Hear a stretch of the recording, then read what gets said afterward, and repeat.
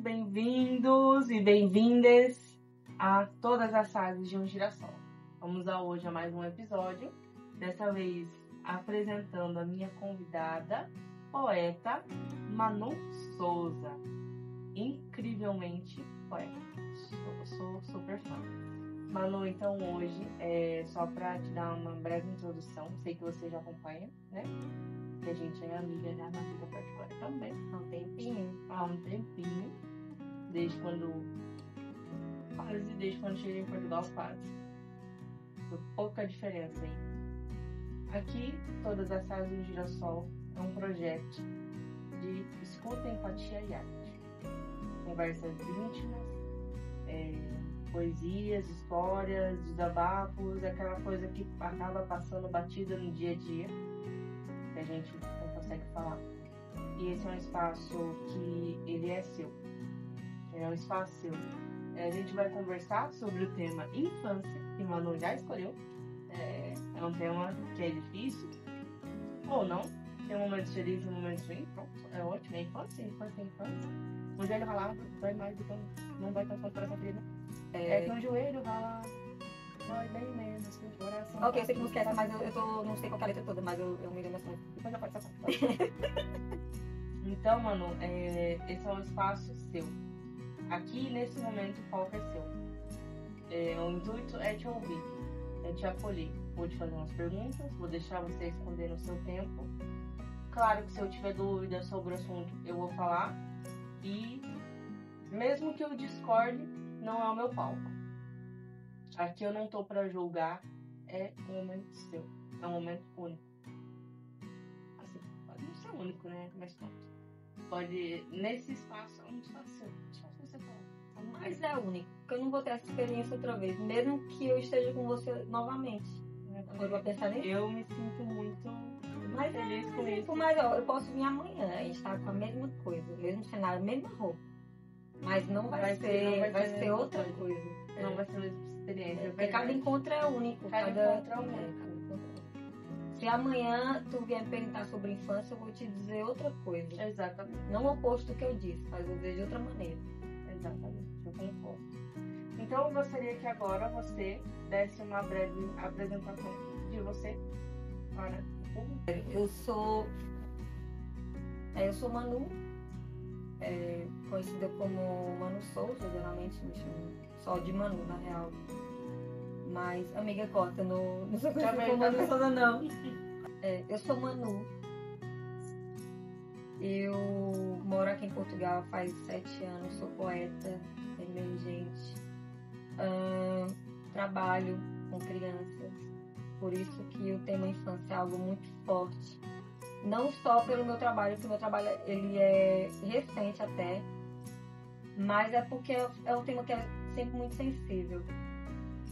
Estou sempre nos open mic da vida aí, principalmente por Lisboa. Já tenho 2 antologias publicadas no Brasil e em Portugal. Uma pela revista Ofélia, outra pela Poetise, que é a brasileira. Já fui convidada a alguns eventos também, que é muito importante os poetas estarem nos open mic, porque tem essa oportunidade, né? E pronto. Acho que é uma breve... Gosto de forma amadora, pintar, fazer artesanato e desenhar. Mas a minha maior forma de comunicação e expressão é a escrita, é a arte de escrever, não é? Sim, mas tá arrasando também na arte do artesanato. Eu tô brincando, eu acho que é mais terapêutico do que com função, mas a pintura e o desenho tô começando a levar a sério, a pintura principalmente, tô começando a levar a sério, porque tá trazendo uma carga emocional muito importante para pessoas que recebem os quadros. Isso é maravilhoso. Isso é maravilhoso mesmo. E eu digo por isso. As 3 obras que eu tenho aqui na parede foi feito pelo @tela2, tanto por Manu quanto pelo marido dela, O Esteban, que tem o @tebas também, que fazem aquelas camisetas maravilhosas, que eu vou deixar aqui pra vocês a minha. Foi perfeito. Mas enfim, propagandas à parte, vamos ao começo. Ok? Pronta para embarcar nessa viagem? pronta. Maravilha. Eu acho que eu tô pronta, né?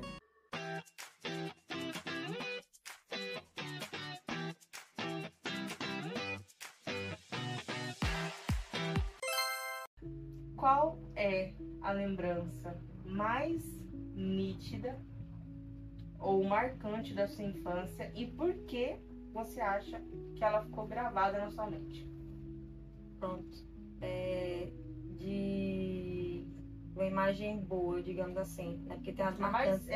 Ok, tem as marcantes que não são tão boas, né? Mas eu vou na boa, que é sobre o dia que eu senti a liberdade pela primeira vez, que foi quando eu tava andando de bicicleta.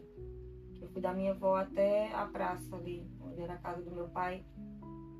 E eu tava num nível de graça, assim, muito estado de graça, muito de contemplação ali, sabe? Porque a minha prima tava na bicicleta da frente e eu tava na de trás. E eu tava falando assim, como se eu estivesse falando com ela, só que na verdade eu tava falando pra mim, que é tipo, eu quero sentir isso pelo resto da minha vida, coisa assim.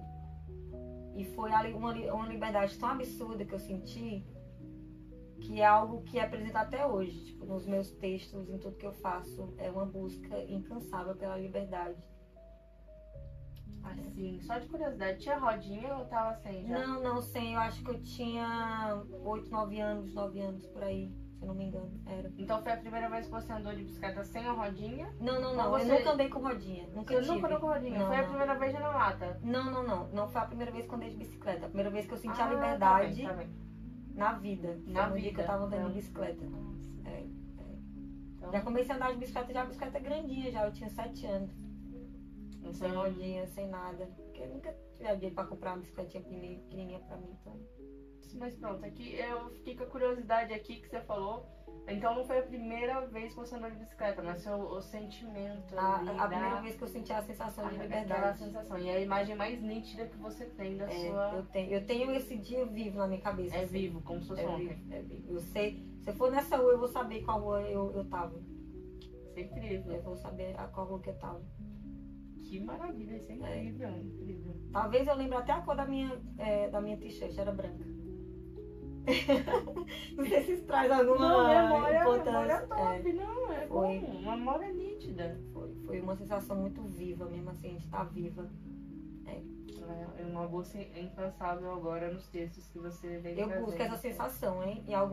Senti essa sensação em alguns momentos da minha vida. Em muitos momentos não, a maioria dos momentos não. Então eu escrevia em busca dela, sabe?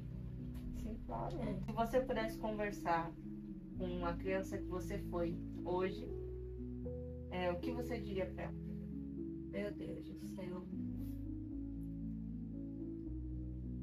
Olha, você é muito maior do que dizem que você é, sabe?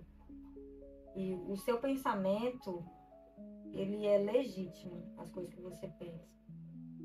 E aquilo vai fazer sentido quando você tiver com 32. Entendeu? Ou seja, continua persistindo na sua loucura, porque ela vai te trazer algum resultado. Falaria isso pra ela.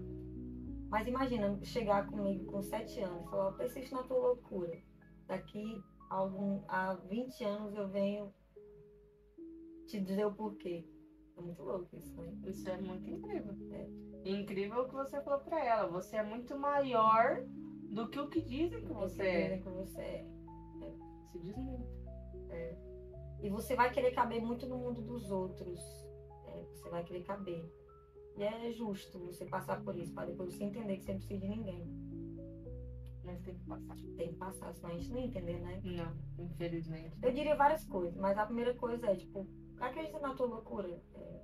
Vai na sua loucura. Segue, continua seguindo. Deixa indo. Continua seguindo o teu pensamento, não se molda. Não se molda. Então, Vai fazer sentido depois, entendeu?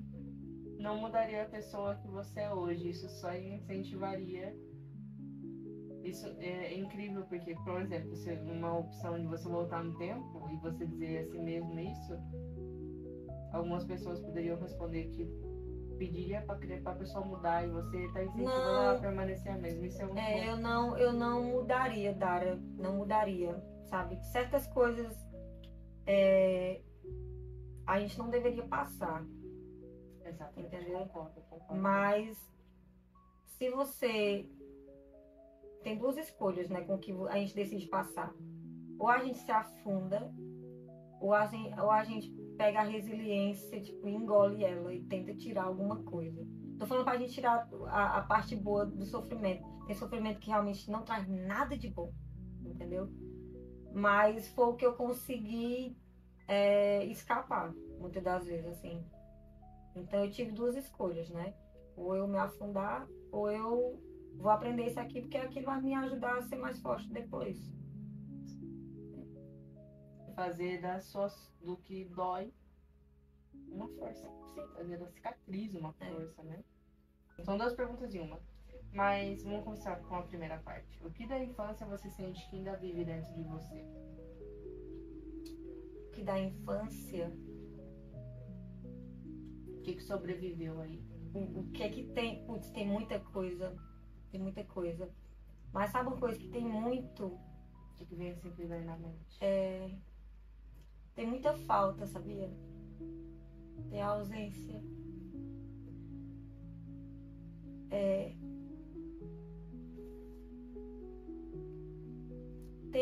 Tem umas ausência, mais do que ausência, né? Tem ausência de algumas explicações, assim. Ai. Esse tema é muito complicado, viu? Esse tema é muito complicado pra mim. Tá tudo bem. Esse é seu espaço. Tem muitos porquês, tem muitas dúvidas. E eu sempre fui muito questionadora. Então essa coisa de questionar ainda, desde quando eu era criança, eu ainda tenho. Entendeu? Mas em relação ao que é que sobrou, ainda é uma vontade muito grande de viver. Assim, de viver o que eu falo é dessa liberdade. De alcançar, sabe? É uma vontade muito grande de buscar respostas. Sabe? Eu não sei se eu estou conseguindo responder a tua pergunta. Mas em questão ao emocional, faltou. Eu sinto uma ausência de afeto. Entendeu? Não olharam tanto para mim como eu gostaria que tivessem olhado. Então, às vezes, inconscientemente, parece que eu tenho uma necessidade de ser olhada, de ser vista. Não é buscando aprovação. Sim, eu entendi. Às vezes eu sou muito fechada para falar, então eu queria que você lesse meu pensamento, eu queria que você lesse meu olhar, tipo, você está precisando de ajuda. Porque eu não consigo, às vezes, dizer. Se expressar. Então eu não fui criada muito tempo com a minha mãe, fui criada mais com a minha madrasta, então eu não tive aquele lado maternal. Eu sinto falta de coisas que eu nunca tive, que é tipo, minha mãe me pegar no colo um dia depois da escola, tipo, os pais irem na reunião do trabalho, na reunião da escola, contar como é que foi, sabe, como é que tá na escola. Ter orgulho de contar para as pessoas. Sim, eu terminei o ensino médio, tipo, meu pai não sabia que eu terminei o ensino médio. Eu terminei de ano, ele... era teu último ano, né? Era meu último ano. Era legal, entendeu? Então eu sinto falta de coisas que eu não tive. Eu tenho uma coisa que eu nunca tive um Natal em família. Por isso que o Natal sempre é uma data ruim. Então eu sinto ausência. Eu sinto ausência de coisas que eu vejo e que eu falo, putz, eu tenho uma certa inveja, não de... É uma inveja tipo, putz, mano, aquela criança tendo oportunidade de passar o Natal com a família e tendo aquele cuidado e carinho, e algo que, tipo, eu não tenho. Por isso que eu dou ao máximo para as minhas crianças, entendeu? Eu acho que é mais o que é que ficou, tipo, a falta. Uma falta. E busca de algumas respostas. E o que você sente que precisou deixar para trás?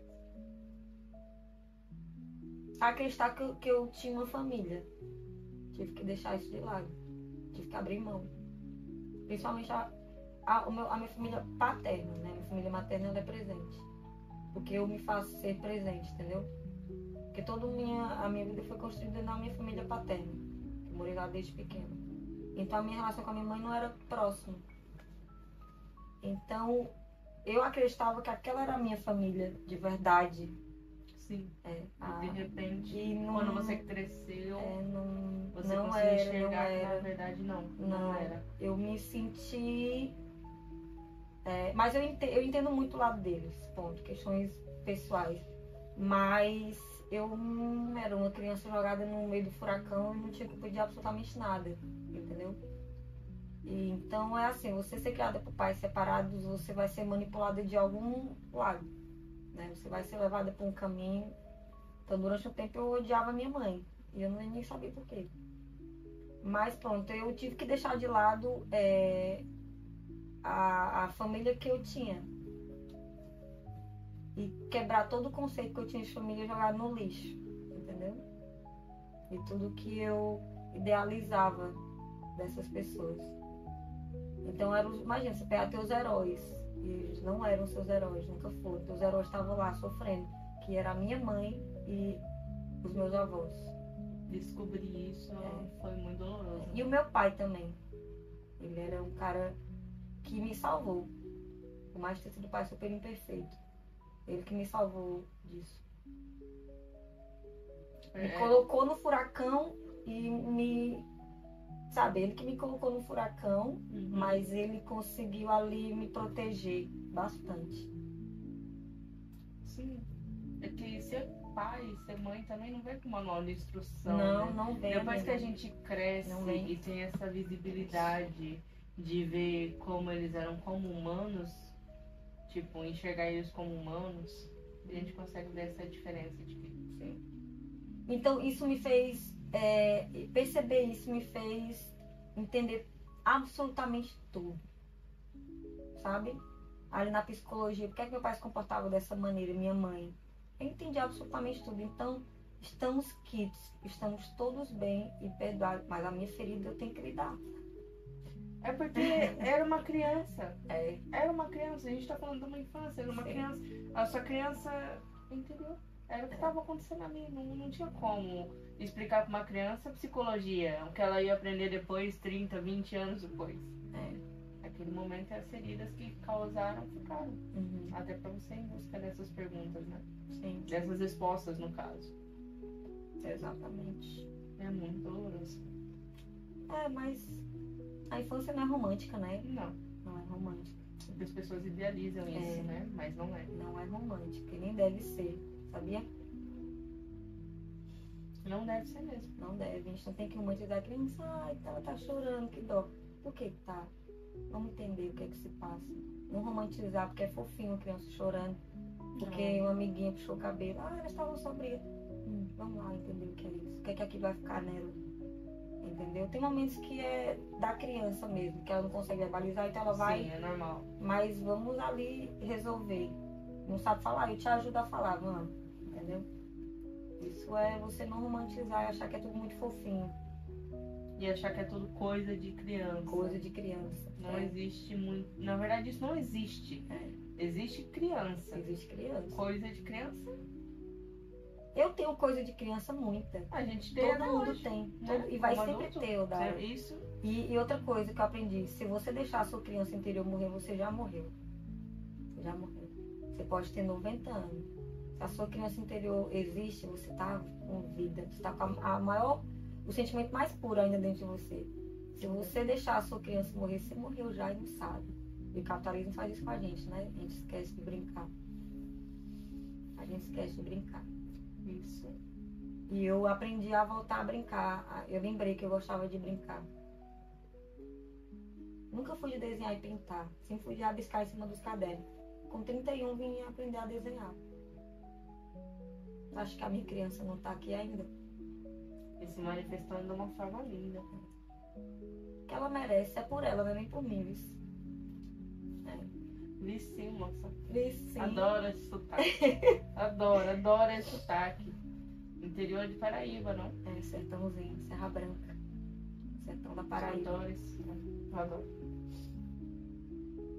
Manu, com o contexto que você cresceu, de famílias, escola, bairro, cultura, esse contexto todo, você diria que tudo isso influenciou na pessoa que você hoje, na Manu Souza que você hoje, na poeta? Completamente. Porque eu sempre fui muito observadora, sabia? Eu sempre fui rodeada de adultos. Nunca tive muitas crianças ao meu redor, não. Então eu ouvia conversa de adulto, eu ouvia gestos de adulto, programas de adulto. Um dos programas que eu mais gostava quando era criança era Jô Soares, Meia-Noite. Eu amo programas de entrevista, Dada. Eu sou assim. Eu sou assim. Quando lançou os podcasts de entrevista, meu Deus do céu, eu zerei todos, assim. Eu sou uma amante de programas de entrevista, justamente por causa do Jô Soares. Quando ele morreu, parece que alguém da minha família morreu junto, sabe? Ele é meu maior ídolo, assim, de comunicação, de troca de conversa, é o Jô Soares. E se me influenciou completamente, sabe? Me fez amadurecer muito cedo. O lado bom e o lado ruim, né? Eu não tive infância, não tive essa infância. Brinquei muito pouco, tive poucos brinquedos. Trabalhava desde os 8 anos, tipo, meio que eu fui obrigada ali. Mas não é nem que eu fui obrigada, assim, me direcionaram e eu gostei, que era uma coisa que eu tava fazendo. Sempre gostei da independência, entendeu? É o contexto, né? Te levou ali. Exato. Sempre gostei da independência. Então, se me moldaram completamente. Com 12 anos, eu estava dando conselho para as minhas primas sobre relacionamento. 12, 13 anos, elas engravidaram muito cedo, com 14. Então, eu nem tinha namorado. E eu observava tanto que eu já meio que parece que eu sabia o que eu tinha que dizer. Eu aprendo muito observando. Entendeu? Aprendo muito observando. Então, se me moldou muito bem, sabe? A parte minha é que eu fiquei uma pessoa muito séria durante muito tempo. Eu tenho um lado muito sério, às vezes expressivo, sabe? Sim, isso eu posso dizer. Eu tenho um lado muito sério e poucas pessoas até próximas não conhecem o meu lado brincalhão psicopata, que eu sou uma psicopata, fora das câmeras, entendeu? Então é onde eu deixo o meu lado criança totalmente livre e o meu lado mais sério se mostra porque eu vou me defender. Eu acho que é forma de me defender, Uma sabe? armadura, né? É isso. Durante muito tempo eu fiquei muito séria, Dani, muito séria, porque eu fui criada em um ambiente tipo, muito mais adulto do que infantil. Você me moldou completamente. Escola forjou a fazer essa armadura para que você pudesse se defender. Sim, porque eu não suporto que ninguém ri de mim. Não suporto. Já riram das minhas costas. Então eu prefiro chegar com poucos amigos e chegar e conquistar o espaço do que vir assim e dar toda a liberdade para a pessoa depois dar uma apunhalada nas minhas costas. Entendeu? Então tem ambientes que eu sou muito séria. Mesmo assim. Tem ambientes que eu sou muito séria por causa disso. Eu não vou dar muita liberdade porque depois não ri de mim. Entendeu? Eu melhorei bastante. Se rir de mim, tudo bem, cara. Pelo menos você sorriu. Eu levo nesse contexto, entendeu? Só que demorou até chegar aqui, não é? Muito. Demorou muito. Muito. São traumas que até a gente entender como chegou, como você disse, você foi buscar as respostas que você não tinha na psicologia até, e você conseguiu entender um pouco. Demorou até você transformar esse gatilho numa coisa mais... se deixa. Muita coisa eu tô meio que... não estou nem aí. Sabe por quê? Porque eu vou morrer. Isso me vem na cabeça com muita frequência. Então, se eu sei que eu vou morrer, então eu tenho pouco tempo de vida, pouquíssimo. E a minha direção de energia ela vai ser levada para onde? Eu tento levar ela para um lugar que me faça bem. Se eu ficar dando ouvido a tudo, sabe? Não vai ter uma produtividade, não vai ter... Mas é aquilo, né? Eu vivo nesse contexto em que eu consigo fazer isso. Né? Cada cabeça é um mundo, cada pessoa é um universo. Então eu consigo hoje não me importar mais com muita coisa, sabe? E lido com as minhas inseguranças, que às vezes a pessoa nem sabe que eu tô insegura, principalmente quando eu subo no palco. Então você parece ser tão segura, eu falei, minha filha, você não tem noção do medo que eu tava quando eu subi lá. Isso é verdade. Só que recita lindamente, não se percebe. Obrigada. Olha, se eu falar muito, eu falo muito. Essa é a intenção. Então você vai dando pausa aí, porque não, essa é a intenção. Senão eu vou levar uma resposta para 10 caminhos diferentes.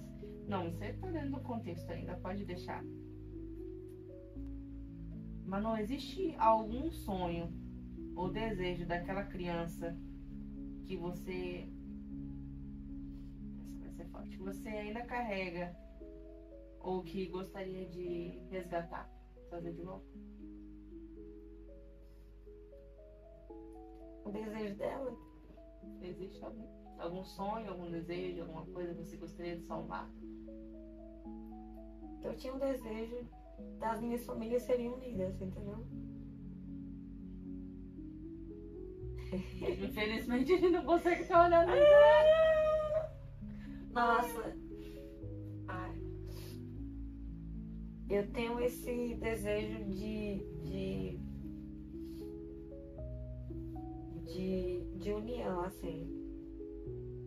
Sabe? De união. Por isso que eu sou muito pacífica. Vamos resolver. A gente precisa se unir, sabe? Não gosto muito de brigar, não. Já fui muito brigona. Briguenta. Já fui muito.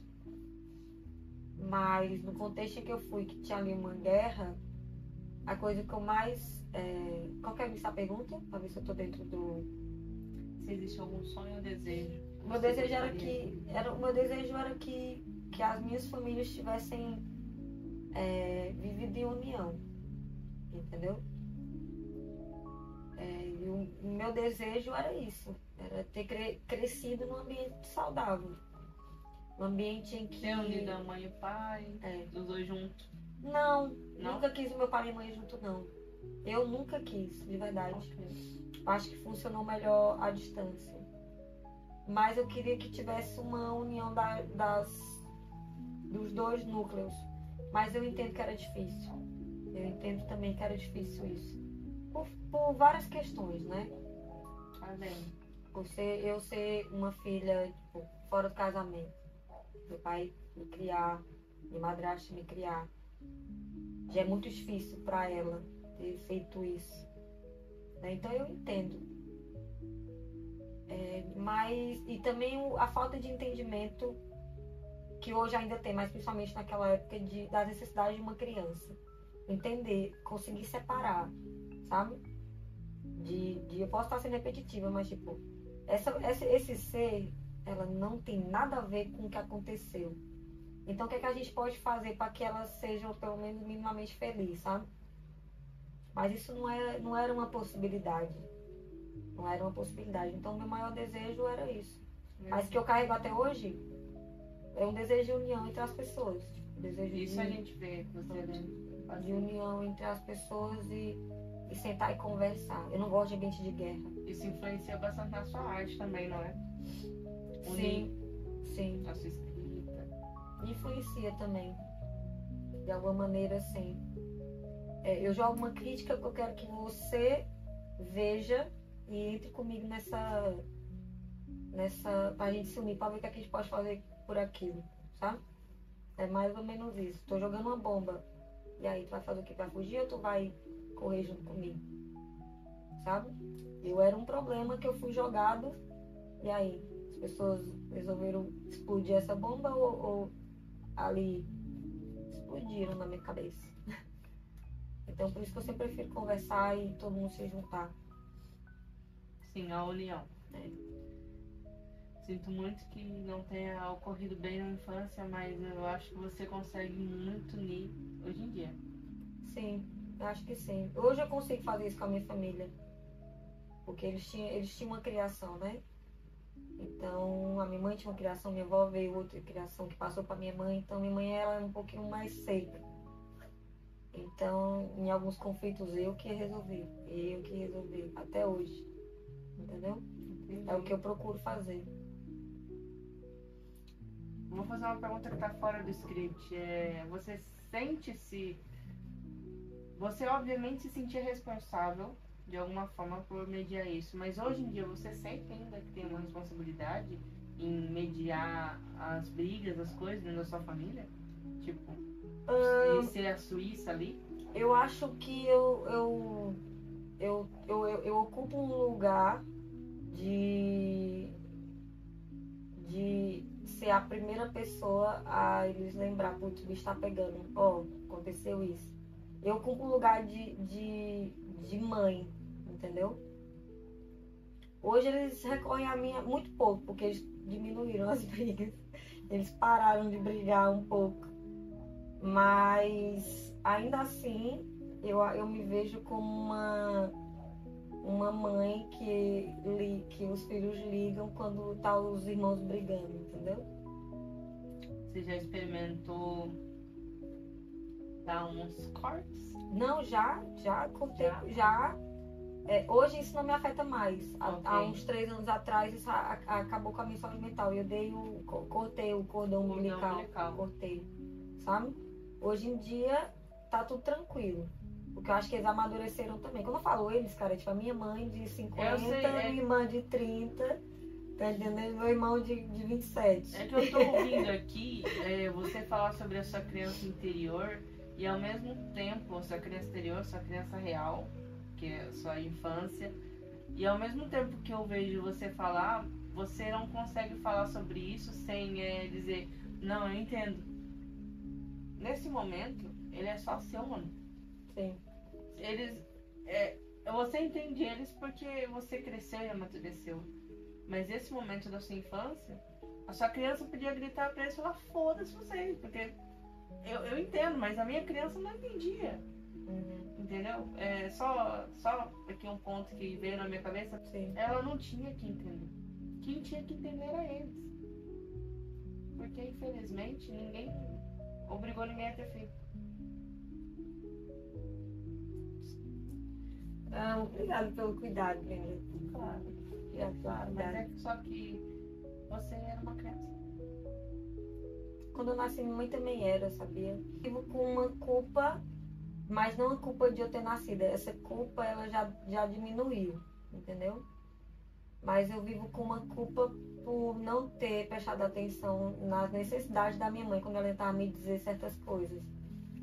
Só que eu também respeito porque eu tinha 14 anos, entendeu? Como que você vai agir, cara? Então, assim, eu não zero noção de entender o que a minha mãe queria dizer com aquilo, sendo que, por exemplo, o meu pai era o meu maior herói. Então, não tenta falar mal do meu herói. Exatamente. Entendeu? Aí, o tempo passa e eu desperto e falo, mãe, me conta sobre isso. Aí eu fui entender toda a minha história. Isso foi em 2020. Pouquíssimo tempo atrás. Pouquíssimo tempo atrás. Então aquilo ali mudou a minha vida, tipo, completamente. As informações, assim, que eu tive sobre a minha infância, sabe? Sim, com certeza. Então, é por isso que eu falo, tipo, eu entendo. Eu sei que você entende. Eu entendo hoje porque eu sou fissurada em comportamento humano. Então eu entendi o porquê de algumas coisas, sabe? Só que se hoje eu consigo ter um olhar atento, talvez por não terem olhado para mim. Mas como qualquer adulto, e, por exemplo, eu fui criada por uma pessoa que já teve filhos, que, tipo, né, meus irmãos mais velhos, o que faltou para mim olhar, sabe? Eu também fui mais uma criança, então assim, não teve sempre essa separação, é como se eu te fazia parte, mas no fundo eu nunca fiz. Fazia. Nunca fiz. Entendeu? Sim.